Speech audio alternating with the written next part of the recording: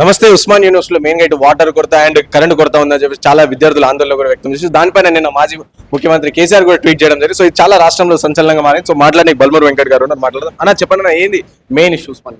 ఇప్పుడు నిన్న కేసీఆర్ గారు ట్వీట్ పెట్టారు, Telangana CM deputy CM were misleading the people on power and irrigation drinking water state past 4 months notice Osman university students అని ఇదో notice పెట్టండు.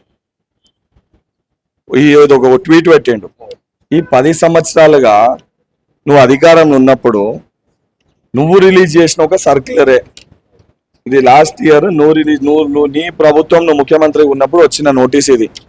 ఇందులో డేట్ కూడా ఉంది. ఆయన పెట్టిన దాంట్లో డేట్ లేదు, ఆయన పెట్టిన ట్వీట్ లో ఆ సర్క్యులర్ది సేమ్ దాన్నే అక్కడ ఉన్న చీఫ్ వార్డెన్ ఎవ్రీ ఇయర్ అది ప్రాసెస్ కదా, సేమ్ దాని ప్రకారంగానే ఇస్తారని అనుకొని ఆయన ఒక నోటీస్ సర్వ్ చేసాడు. దానికి కూడా ఏదైతే సంబంధించి అక్కడ ప్రిన్సిపల్ సెక్రటరీ గారితో మాట్లాడుకుంటే డెసిషన్ తీసుకున్న ఉద్దేశంతో వారికి ఆల్రెడీ సంబంధించి షోకాజ్ ఇష్యూ చేయడం జరిగింది. అండ్ ఇది జనరల్ ప్రాసెస్. ఏదైతే అకాడమిక్ ఇయర్ స్టార్టింగ్ లో జనరల్ గా సమ్మర్ వెకేషన్ డేట్స్ కూడా మెన్షన్ చేస్తారు. ఇదేంది ఈ రోజు కాదు, అంటే జనరల్ యూనివర్సిటీ ప్రాసెస్ ఇది. ఇవన్నిటినీ మిస్లీడ్ చేసి ఏదైతే సంబంధించి ఆడ ఎలక్ట్రిసిటీ ప్రాబ్లం ఉంది, వాటర్ ప్రాబ్లం ఉందని అంటే వాటర్ బోర్డు సంబంధించిన అధికారులు వచ్చి ఎటువంటి వాటర్ ప్రాబ్లం లేదని చెప్పి వారు ఇచ్చిన నివేదిక. దానితో పాటు ఎలక్ట్రిసిటీ బోర్డు అధికారులు వచ్చి ఎటువంటి ఎలక్ట్రిసిటీ ప్రాబ్లం లేదని వారు ఇచ్చిన నివేదిక. దానితో పాటు ఏదైతే సంబంధించి 10 సంవత్సరాల్లో నీ చేతగాను నువ్వు ముఖ్యమంత్రిగా ఉన్న నువ్వు ఏ రోజు కూడా విద్యార్థులను యువకులను దృష్టిలో పెట్టుకొని సమ్మర్ వెకేషన్ టైంలో వాళ్ళకి భోజన ఫెసిలిటీ మెస్ ఓపెన్ పెట్టాలని అవగాహన నీకు లేకుంటే, కానీ మా ముఖ్యమంత్రి రేవంత్ రెడ్డి గారికి, మా ఉప ముఖ్యమంత్రి బట్టి విక్రమార్క గారికి కాంపిటేటివ్ ఎగ్జామ్స్ ప్రిపేర్ అవుతారు. విద్యార్థులు ఇప్పుడు బయటికి వెళ్ళి భోజనం చేయాలంటే ఇబ్బంది అవుతుంది. మెస్ ఫెసిలిటీ సమ్మర్ వెకేషన్ టైంలో కూడా తెరిచి పెడితే వారికి మనం హెల్ప్ చేసే వాళ్ళం అవుతాము, వారికి కొంచెం ఉపయోగంగా ఉంటుందని పెద్ద మనసుతో ఆలోచించి ఇమీడియట్ గా యూనివర్సిటీ హాస్టల్స్ ఓపెన్ ఉంటాయి డ్యూరింగ్ సమ్మర్ వెకేషన్ టైంలో, అంటే మెస్ ఫెసిలిటీ కూడా ప్రొవైడ్ చేస్తామని ఇమీడియట్ గా రిజిస్టర్ వీసీ గారి సర్క్యులర్ రిలీజ్ చేశారు. అంటే 10 సంవత్సరాల్లో ఆఖరికి 100 సంవత్సరాల వారి శతాబ్ది ఉత్సవాలు జరిగినప్పుడు ఆ వేడుకలకి రావాల్సిన నువ్వు దొంగచాటుగా గోడబద్దలు కొట్టుకొని తార్నాకకి బయటికి వెళ్ళిపోయిన నువ్వు 10 సంవత్సరాలుగా ఏ ఒక్కసారి యూనివర్సిటీకి పోయి అక్కడ విద్యార్థులతో మాట్లాడిన దాఖలాలు లేని నువ్వు ఆఖరికి నీ మేనిఫెస్టోలో యువకులకు సంబంధించి ఒక్క అంశం పెట్టని నువ్వు, టీఎస్పీఎస్సీ పేపర్ లీకేజ్ అయితే స్పందించని నువ్వు, విద్యార్థులు ఆత్మహత్యలు చేసుకుంటే స్పందించని నువ్వు, ఇవాళ నువ్వు విద్యార్థుల గురించి మాట్లాడితే తెలంగాణలో ఉన్న విద్యార్థి లోకం నేను నమ్మే పరిస్థితి లేదు. నిజంగా నీకు దమ్ముంటే, చిత్తశుద్ధి ఉంటే కేసీఆర్ గారికి విద్యార్థుల పక్షాన నేరుగా ఒక సవాల్ విసురుతున్నా. నేను ఉస్మానియా యూనివర్సిటీకి ఆ రోజు వచ్చే ప్రయత్నం చేస్తే అక్రమ కేసులు పెట్టి నన్ను జైల్లో పెట్టినాం. ఈ రోజు నువ్వు ఉస్మానియా యూనివర్సిటీకి రా, ఒక పూట ఉన్నాం 24 గంటలు, కరెంటు ప్రాబ్లం ఉందా, వాటర్ ప్రాబ్లం ఉందా, మరి భోజనం ఇస్తున్నామా లేదా, హాస్టల్ తెరిచినా లేదా చూసుకుందాం.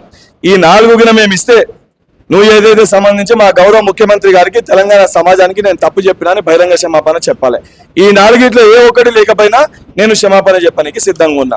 మరి నిజంగా కేసీఆర్ గారికి, మాజీ ముఖ్యమంత్రి గారికి చిత్తశుద్ధి ఉంటే యూనివర్సిటీకి రావాల్సిందిగా సవాల్ విసురుతుంది. గతంలో యూనివర్సిటీకి రాహుల్ గాంధీ వచ్చే ప్రయత్నం చేశారు, అలాగే ఎన్ఎస్యూఐ నాయకులు కూడా వచ్చే ప్రయత్నం చేసినప్పుడు ఎప్పుడు రాని పరిస్థితి. సో ఇప్పుడు కాంగ్రెస్ పార్టీ అధికారం లేదు, అలాంటప్పుడు బీఆర్ఎస్ పార్టీ నాయకులు రాణిస్తారా యూనివర్సిటీ? అరే నేనే చెప్తున్నా కదా, కలిసిపోదామని.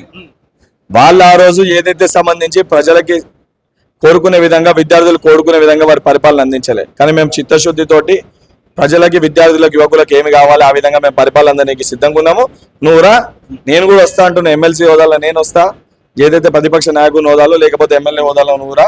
ఆడ విద్యార్థుల సమక్షంలోనే 100 రోజుల మా ముఖ్యమంత్రి గారి పరిపాలన ఏ విధంగా ఉంది, 10 సంవత్సరాలు నీ తుగ్లక్ పరిపాలన ఏ విధంగా ఉంది, అక్కడ ఉన్న విద్యార్థి మాటల్లోనే వాళ్ళ మధ్యలోనే చర్చించి డిసైడ్ అయిదాం అన్న. చివరిగా చెప్పండి, 10 years నుంచి ఎప్పుడు కూడా ఉస్మాన్ యూనివర్సిటీని పట్టించుకున్న దాఖలాలు కేసీఆర్. సో అలాంటిది ఇప్పుడు ట్వీట్ స్వయంగా డైరెక్ట్ ట్వీట్ చేశారు. సో కేవలం ఎన్నికల కోసం ఇది చేశారు అని అనుకోవచ్చు. 100%. కల్వకుంట్ల చంద్రశేఖర్ రావు గారు ఎప్పుడు మాట్లాడి ప్రెస్ తోటి కూడా ఎప్పుడు సంప్రదించని వారు ఈ రోజు మీడియా డిబేట్లకు వచ్చాడు, ఏదైతే వచ్చి ప్రెస్ మీట్లు పెట్టుడు, ఏదైతే సంబంధించి వచ్చి ఇంటర్వ్యూలు ఇచ్చాడు, గద్దె దిగినప్పుడు మళ్ళీ నా కుటుంబం రోడ్లో పడుతుందని చెప్పి ఈ రోజు కూడా కల్వకుంట్ల తారక రామారావు కోసము, తన్నీరు హరీష్ రావు కోసము, కల్వకుంట్ల కవిత కోసము మళ్ళీ రోడ్ ఎక్కిండు తప్ప 10 సంవత్సరాలు ముఖ్యమంత్రిగా ఉన్నప్పుడు ఏ రోజన్నా తెలంగాణ రాష్ట్రంలో ఉన్న ఏ యూనివర్సిటీ కన్నా, ఏ విద్యార్థినన్నా సంప్రదించి వాళ్ళతోటి ఇంటరాక్ట్ అయిన దాఖలాలు ఉన్నాయా?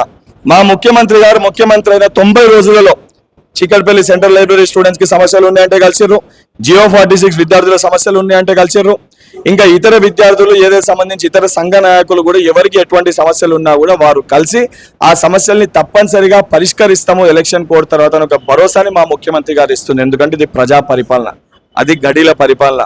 మళ్ళా దొరైన గడి అయితే మళ్ళీ గడి కట్టుకున్నామని చెప్పి మళ్ళీ బయటకు వచ్చిండు. తెలంగాణ ప్రజలు విద్యార్థులు అని నమ్మే పరిస్థితి లేదు. సో ఇది అన్నమాట చెప్తున్న పరిస్థితి. ఓవరాల్ గా ఏదైతే ఉస్మాన్ యూనివర్సిటీలో నిన్న జరిగే ఏదైతే రాద్ధాంతం జరుగుతున్న ఇష్యూ ఏదైతే ఉందో, సో అది కేవలం ఇటు ప్రజల్ని అటు ఇటు చేయడానికి, విద్యార్థులను కిందికి మీదికి చేయడానికే తప్ప సో ఎలాంటి సమస్యలు అండ్ గతంలో ఎన్నడూ లేనటువంటి విధంగా సో ఉస్మాన్ యూనివర్సిటీలో సమ్మర్ వెకేషన్స్ లో కూడా హాస్టల్ విద్యార్థులకు చదువుకోనికి, నిరుద్యోగులు కావచ్చు, సో వాళ్ళందరూ చదువుకోనికి ఈ హాస్టల్ ఫెసిలిటీస్ అన్ని పెట్టినాం, హాస్టల్ ఫెసిలిటీ ఓపెన్ పెట్టినాం అని చెప్పి బర్లూరు ఇంకా చెప్తున్న పరిస్థితి. అండ్ అలాగే కేసీఆర్ కేవలం 10 సంవత్సరాలు ఏదైతే అధికారంలో అప్పుడు ఏనాడు కూడా ఉస్మాన్ యూనివర్సిటీ పట్టించుకున్న దాఖలే లేవు. అలాంటిది ఇప్పుడు కేవలం రాజకీయ వృద్ధి కోసం, అంటే నెక్స్ట్ వచ్చే ఎలక్షన్స్ లో ఓట్లు పడాలని చెప్పేసి విద్యార్థులను తప్పుదోవ పట్టించని కేవలం దానికోసమే అతను మాట్లాడడం జరుగుతుందని చెప్పేసి బల్మూరు వెంకట్ చెప్తున్న పరిస్థితి. వీడియో జర్నలిస్ట్ సాయితో రాణా ప్రతాప్, హైదరాబాద్.